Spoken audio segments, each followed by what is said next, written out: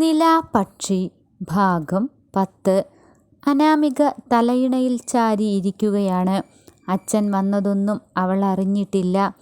കണ്ണിൽ നിന്നും മെല്ലെ ചാലിട്ടൊഴുകുന്ന കണ്ണുനീർ പുറം കൈകൊണ്ട് തുടച്ചു കളയുന്നുണ്ട്. ഒരു നിമിഷത്തെ അശ്രദ്ധ ഇല്ലാതാക്കിയ ജീവിതത്തിലെ സ്വകാര്യ നിമിഷങ്ങളെക്കുറിച്ച് ആലോചിക്കുമ്പോൾ അവൾക്ക് സങ്കടമാണ്.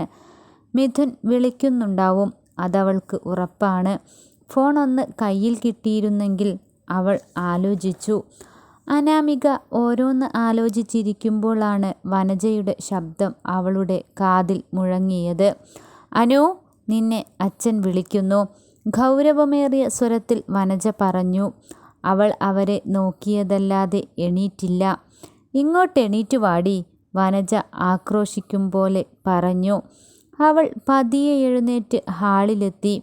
അച്ഛൻ്റെ മുഖം കണ്ടപ്പോൾ തന്നെ എല്ലാം അയാൾ അറിഞ്ഞിട്ടുണ്ടാകുമെന്ന് അവൾക്ക് മനസ്സിലായി. അവൾ വാസുദേവൻ്റെ മുന്നിൽ ചെന്ന് മുഖം താഴ്ത്തി നിന്നു. അനു, അച്ഛൻ്റെ സ്വരം ഒരു അലർച്ച പോലെയാണ് അവൾക്ക് തോന്നിയത്. അവൾ ശരിക്കും ഭയന്നുപോയി. അമ്മ പറയുന്നതെല്ലാം ശരിയാണോ? അയാൾ ചോദിച്ചു. അവൾ എന്താണ് പറയേണ്ടതെന്ന് അറിയാതെ തല താഴ്ത്തി നിന്നു. അവൾ ഒന്നും മിണ്ടാതെ നിൽക്കുന്നത് കണ്ടപ്പോൾ അയാൾക്ക് അരിശം വന്നു. നിന്നോടല്ലേ ചോദിക്കുന്നത്, കേൾക്കുന്നില്ലേ നീ? എന്താ ഒന്നും പറയാത്തത്? വാസുദേവൻ ദേഷ്യത്തിൽ ചോദിച്ചു. അനുവിന് താൻ ഇപ്പോൾ വീഴുമെന്ന് തോന്നി. തനിക്ക് മുന്നിൽ നിന്ന് അച്ഛനും അമ്മയുമെല്ലാം ചുറ്റിലും തിരിയുന്നത് പോലെ അവൾക്ക് തോന്നി. അച്ഛാ, അവൾ പതിയെ വിളിച്ചു. എനിക്ക് മിഥുനെ ഇഷ്ടമാണ്, അവൾ തുറന്നു പറഞ്ഞു. മിഥുനോ? ആരാ അത്?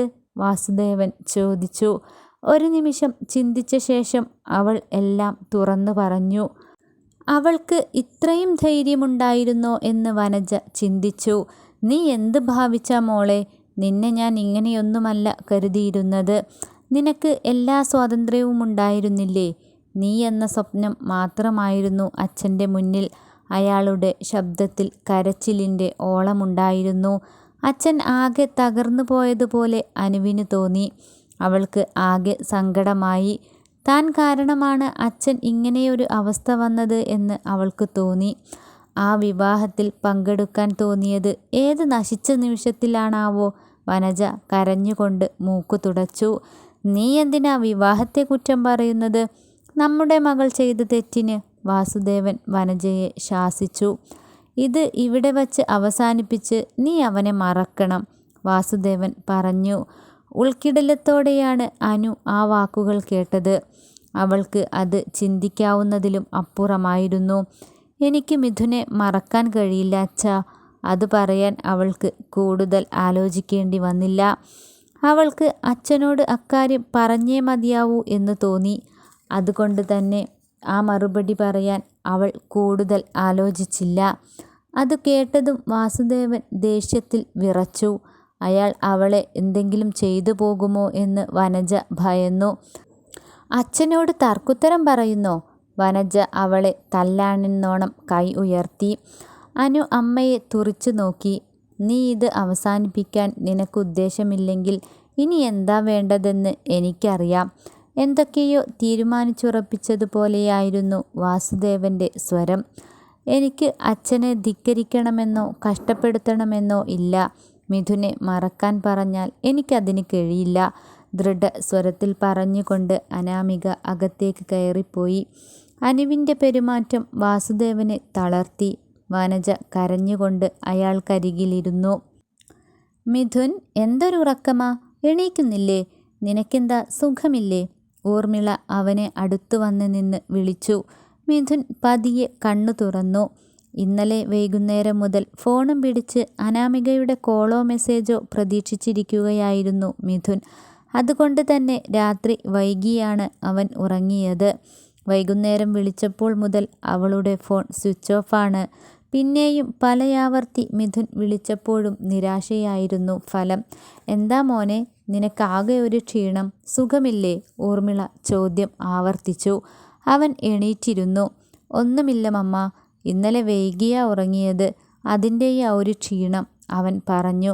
നീ എണീറ്റ് ഫ്രഷായിക്കേ, അപ്പോഴേക്കും ക്ഷീണമൊക്കെ മാറും, ഊർമിള സ്നേഹപൂർവ്വം മകനോട് പറഞ്ഞു. ഓക്കെ മമ്മ. അവൻ ബെഡിൽ നിന്നും എഴുന്നേറ്റു. ഫ്രഷായി വന്ന ശേഷം അവൻ ഫോണെടുത്ത് അനുവിൻ്റെ നമ്പറിലേക്ക് വിളിച്ചു. പതിവ് മറുപടി തന്നെയാണ് അവന് കിട്ടിയത്. എന്തായിരിക്കും ഫോൺ കിട്ടാത്തത്? അവനിൽ ഒരു ചെറിയ സംശയമുണ്ടായി. മിഥുൻ, നീ വന്നേ, ബ്രേക്ക്ഫാസ്റ്റ് എടുത്തു വെച്ചിട്ടുണ്ട്, ഊർമിള താഴത്ത് നിന്നും വിളിച്ചു പറഞ്ഞു. അവന് ഭക്ഷണം കഴിക്കാനേ തോന്നുന്നില്ല. വിശപ്പെല്ലാം എങ്ങോട്ടോ പോയി മറഞ്ഞിരിക്കുന്നു. വീണ്ടും അമ്മയുടെ വിളി അവനെ തേടിയെത്തിയപ്പോൾ അവൻ സ്റ്റെയർകേസ് ഇറങ്ങി താഴെയെത്തി. എല്ലാവരും ഇരുന്ന് ഭക്ഷണം കഴിക്കുന്നു. അവനും അവരുടെ കൂട്ടത്തിൽ ചേർന്നു. നീ എന്താ ഡ്രസ്സ് മാറാത്തത്? നീ ഇന്ന് വരുന്നില്ലേ? വർമ്മ ചോദിച്ചു. അപ്പോഴാണ് അവന് കമ്പനിയിലേക്ക് പോകേണ്ട കാര്യം പോലും ഓർമ്മ വന്നത്. എനിക്ക് നല്ല സുഖമില്ല പപ്പ, അവൻ കൂട്ടിച്ചേർത്തു. എന്നാൽ നീ ഇന്ന് വരണ്ട, റെസ്റ്റ് എടുക്ക്, വർമ്മ പറഞ്ഞു. അവൻ ഭക്ഷണം കഴിച്ചെന്ന് വരുത്തി. മിഥുൻ ഡൈനിങ് ടേബിളിൽ നിന്നും എണീറ്റു. അവനെന്തോ കാര്യമായിട്ട് സംഭവിച്ചിട്ടുണ്ടെന്ന് ഊർമിളയ്ക്ക് തോന്നി. അവൻ്റെ മാറ്റം അവർ ശ്രദ്ധിച്ചു. മിഥുൻ മുറിയിലെത്തിയപ്പോൾ അവൻ കിടന്നുകൊണ്ട് ഫോണെടുത്ത് അനാമികയുടെ നമ്പർ ഡയൽ ചെയ്തു. സ്വിച്ച് ഓഫ് ആണെന്ന ഉത്തരം മാത്രമാണ് അവന് ഓരോ തവണയും ഡയൽ ചെയ്യുമ്പോഴും അവന് കിട്ടിക്കൊണ്ടിരുന്നത്. എന്തെങ്കിലും സംഭവിച്ചിട്ടുണ്ടാകുമോ? അവൻ ചിന്തിച്ചു.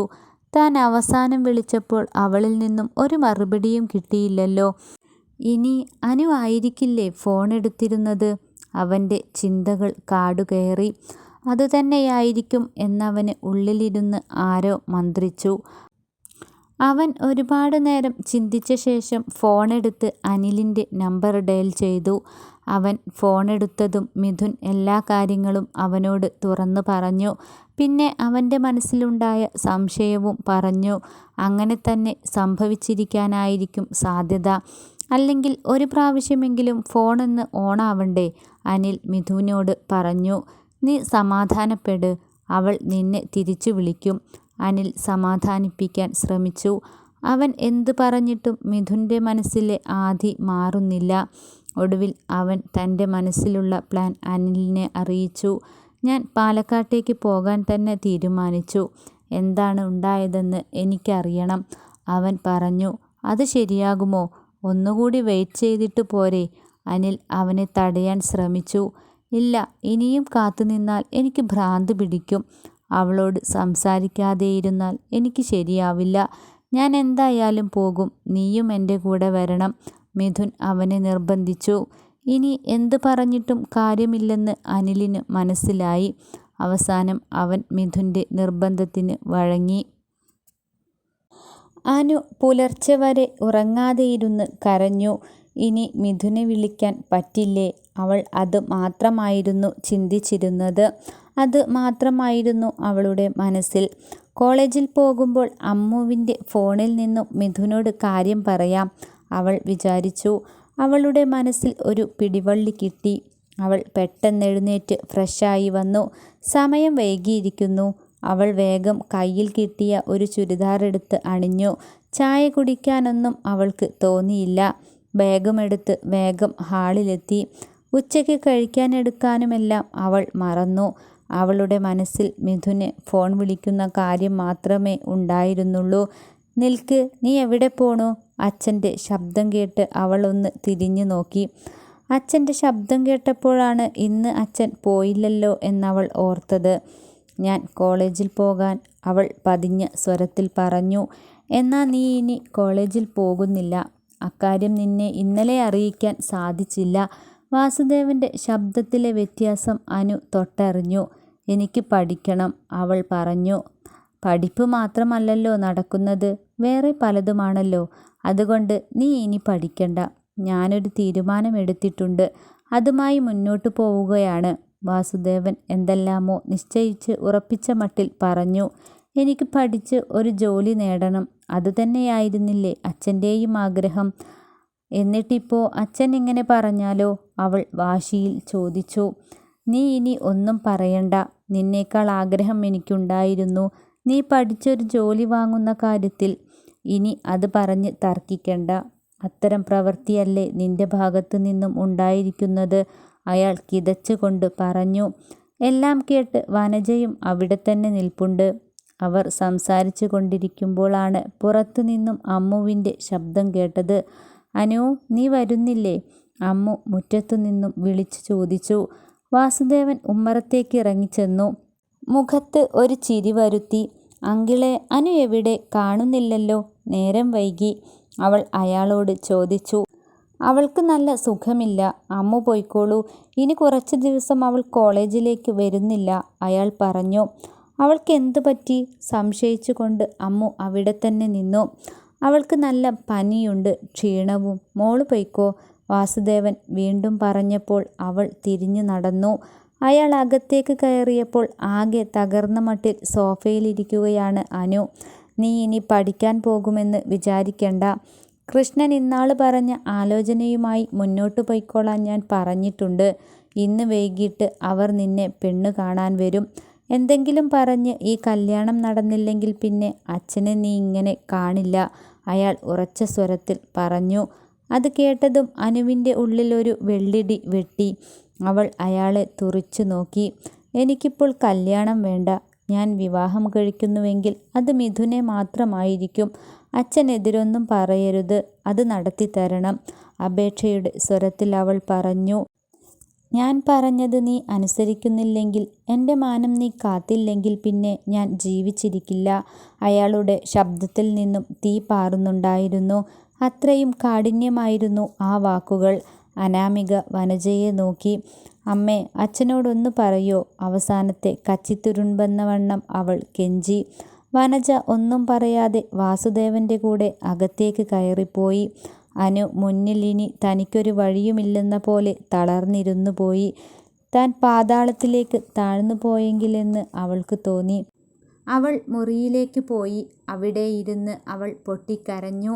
അവൾക്ക് മിഥുനെ കാണാതിരിക്കാൻ ആവില്ല. മിഥുൻ അവളുടെ ജീവിതത്തിൽ ഇല്ല എന്ന് ചിന്തിക്കാൻ കൂടി കഴിയില്ല.